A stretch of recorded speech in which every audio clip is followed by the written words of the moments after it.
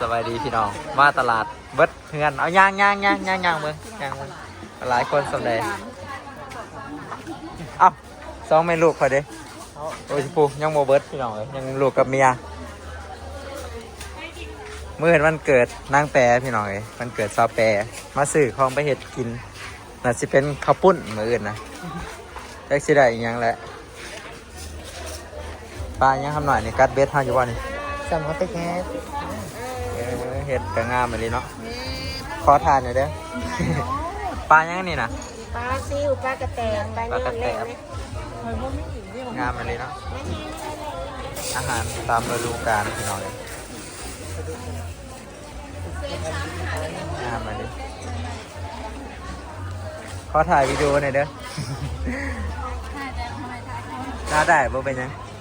อาหารตามฤดูกาลทุกคนเนี่ยดอกกระเจียวกับลูกหัวกับผักหวาน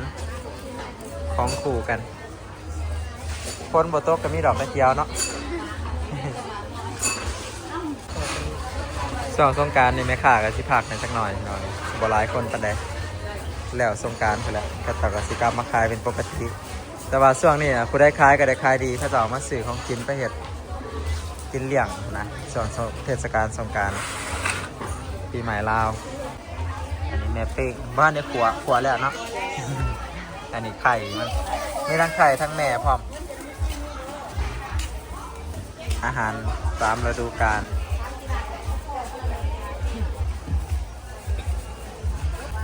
ซื้อมาหงสุกคนมากิน ซองนั่นแหละตัวนี้ได้ค่ะ ตัวนี้เบิ้งโอ้อะไรเราคิดซองคือกัน 2 วันเอาละ ถ้าชื่อร้านอะไรรู้ถ่ายได้ก่อน โอ้ รุดเลยเด้นี่คา มา เซน เอา ซีน้ำ มาเอาอาหารทะเลบัด คาเซนซีน้ำเซน โลเท่าใดบอกมึงนี่ แซนสาม 130,000มันกีบเนาะเพราะซื้ออยู่ เมนเขาชื่อ หยอกไม่ค่ะ เป็นซิปโลเป็น ปีใหม่นี่ขายดีเนาะไม่ค่ะเนาะ เมนพอได้ขายอยู่ อันนี้เลือดยังเลือด เลือดหมู อันนี้เป็นมึกกล้วยทุกคนสิแพงในอยจักหน่อยซื้อน้ำไปเห็ดน้ำข้าวปุ่นบ่ให้เด็กหน่อยกินน้ำเฮาคือสิบ่ได้กินแล้วซะเนาะอายุกายเลยยับให้เพิ่นนะเพิ่นอยากซื้อคือกันบ่ได้ซื้อบ่สิเป็นเครื่องแบบพวกเห็ดกินอะไรพี่น้อยพวกลูกซีนก็ใส่น้ำข้าวปุ้นก็ได้พวกตีนไก่เนาะสลายเขาจะเอามาเห็ดนะหมูยออย่างสลายกับบ้านเฮาก็สิกินแบบนี้เป็นของสำเร็จรูป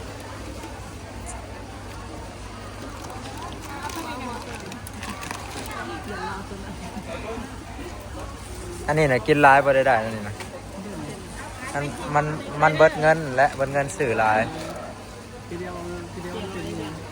เขาใช้เลี้ยงสมะ 700 อ่า เลี้ยงปีนี้ตกเพียนชาวเป เอาเบิ่งคืองามวะ มันชาวเป100เลี้ยง เบิ่งในกล่องคืองามเถอะวะสีงามขึ้นวะน้ำวาบกระหอมเนาะ เปียกอะไรเนี่ย กันว่าเลี้ยงนะน้ำวาบกระหอม นี่ เป็นโซนขายอาหารทะเลหน่อยกับอาหารสดมีสินมีอย่างนะผลกันจะเป็นกุ้งกับเป็นนานาปลาหมึกมื้ออื่น เพื่อนเนี่ยก็จะจนหลักไหลกับกะทินี่ เมื่อหน่าเฮามาซื้อเครื่องแล้วเอาน้ำสิคูมาน้ำฮดไหมค่ะ แม่เอามาโลดทอด ฮดคอเงินคอคำ โมเมนต์ขอบุญขอคุณนะขอเงินขอคำอ่ะทุกคนได้ห้องอยู่นี่ละไปสื่อข้างในอาหารทะเลปลาหมึกพี่น้องปลาหมึกมีหลายแบบ อันนี้หมึกหนวด อันนี้ก็หมึกหนวดคือกันตัวนี้ยังตัวนี้ อันนี้กันนวดได้บ่แม่ แม่ข่าวเขาเอิ้นมาจังได้นี่นะฮะบ้าเบิร์ดล้านหนึ่งพวกแล้วแม่แล้วบอสซื้อล้านหนึ่งก็ต้องเบิร์ดล้านหนึ่งก็เบิร์ดล้านหนึ่ง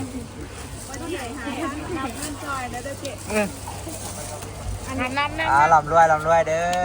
เลี้ยงพี่เลี้ยงน้อง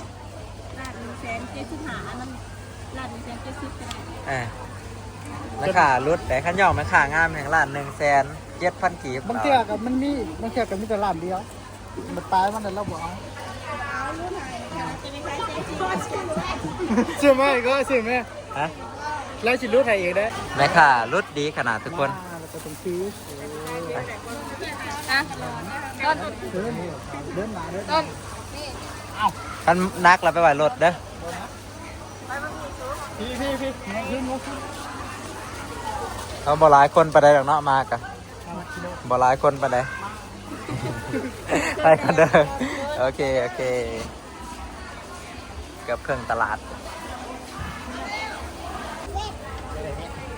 เล่นขอ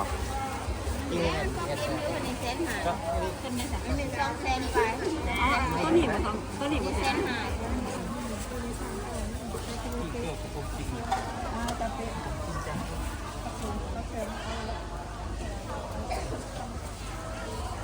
บล็อกเกอรี่บล็อกเกอรี่อันนี้คือหัวไซฟอนอันนี้คือการลดบานเลย เพราะว่าการรถ ก็รถ แครอทการลด เข้าปอกคือมือมัน เนี่ย ตอนเห็ดงาน ตกหลอกตกหลอก ปอกมา เขาได้ปลาหมึกคุณโลกุ้งคุณโลเขาบ่ได้เนี่ยแต่โทรศัพท์เขาจะดม พี่น้องสงการเสี่ยวไหลเสี่ยว หมดเขาหัวเลย โคตรลี ขาเมือ ถ้าขึ้นลังคา พี่ เราคือสิ แรงแรดน้ำกับมี่พี่ไป ชิ้นเลือแต่ท่าน ทันแล้ว คนดียอมจันนนถ้าเริ่มเป็นใครตัว มีผู้ใครให้อีกผู้ เดียวแบบมันแบบตัวใหญ่เลย อ๋อตอนจบมันเป็นอะไรเอาแล่นจนเมื่อยนะยังขาวคือเก่าอ่ะแล่นมาเกิกหนึ่งมาสุบแป้งทอดอย่างนั้น ยัง เลย ดีเขาฮุบใครก็โลภรอด เป็นอันนี้เนาะ เอาบอกอ่ายแสดงบนหลึงกันบอกคุณประธาน ทำหน่อยเด้มันก็อยากให้ท่าอยู่นะในรถนะทำหน่อยในรถมันอยากให้ท่าอยู่มันอยากท่าอยู่ ลงเดี๋ยวมึงลงมึงลง ได้อย่าพาไป มันจะมีที่ประเทศนั้น กินนู่นเลยนะกินลงมา ได้ยังไงเลยลายเต็บย่อลงมาย่อวะ เสื่อมย่อม ไม่ใช่ เล่น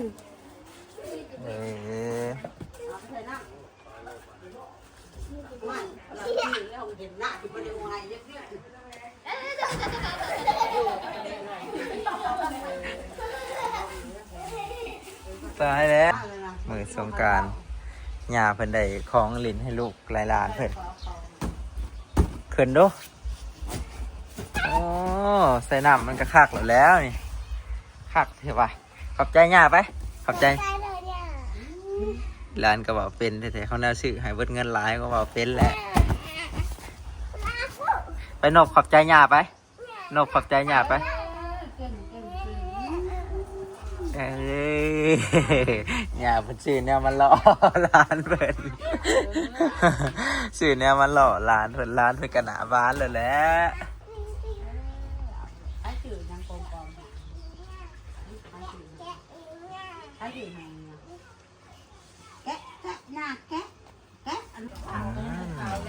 หลังจากมื้อวานนี้ไปซื้อน้ำกินพี่น้องมื้อนี้สลอยกับ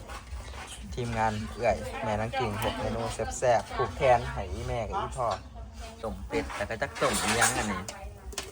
ย่างอันนี้นะแล้วก็ลวกกุ้งกับลวกปลาหมึกอาหารทะเลสีสันสดใสขอให้เจ้าภาพจงเลี้ยงทุกมื้อขอต่อแขนให้เราเอง แง่คดีได้ปะดิร้องคดีได้ปะดิ ได้ไปขายมาเรื่อยต้น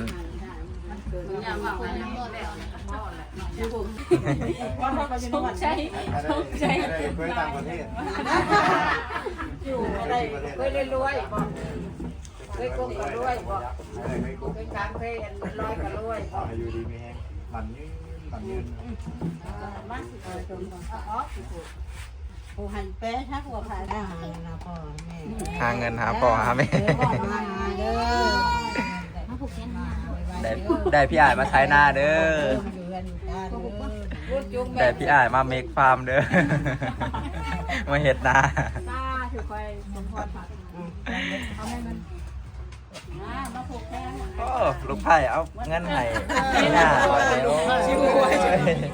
แบ่งเครื่องอีกบ่นี่กะ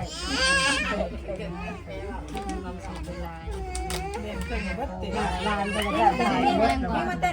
จังมีแห้งไหลล้านหน่อยมีแห้งไหลล้านถือเอาไฟแล้วเอาไม่ไข่เลี้ยงดึงแอนแม่บ้างเอาเลยแม่ให้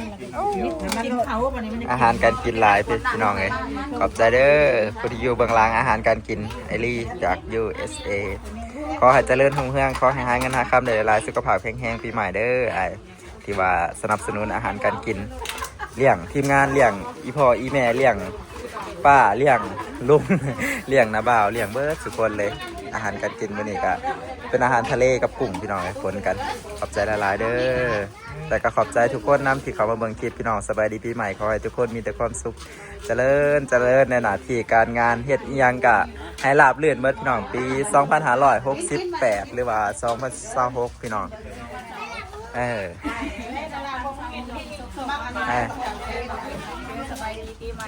ประจักษ์ว่าได้ทั้งน้องเคยประจักษ์ว่าได้ทั้งพี่อ้ายประจักษ์ปีนี้2026ที่นี่เขาหยอกร้ายเลยจะว่าสิปฏิเสธก็ได้พี่น้อง จะมาคุณเสียเลยจะมาเสียไล่มาจ้า ประจักษ์ว่าเป็นนักกินก็ได้ได้โอ้ เจ้าเออน้องเงียบเลยเด็ก แบบนี้นะมันเคยมีมาแล้ว ซุ่มได้เงียบเป็นอะไรมันผูกเนาะ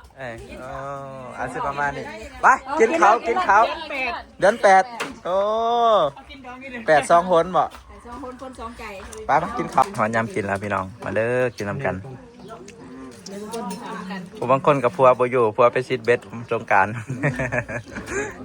มาเด้อร้อยมาเด้อบ่ต้นกับแม่นั่งกิ่งกันไปเอาอันต้มเป็ดมาเสิร์ฟอีกพี่น้อง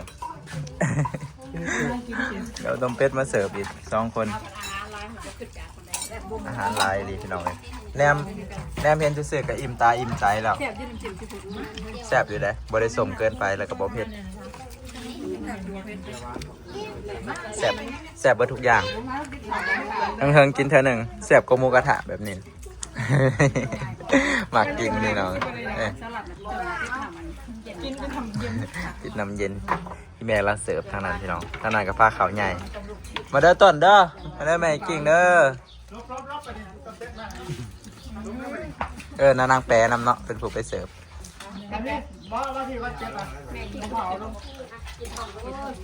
มากินน้ำกัน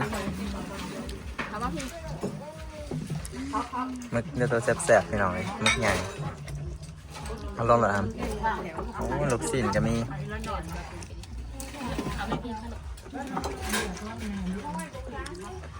พี่น้องเขาว่าได้เมียดีมีสีแก่ตัวได้เมีย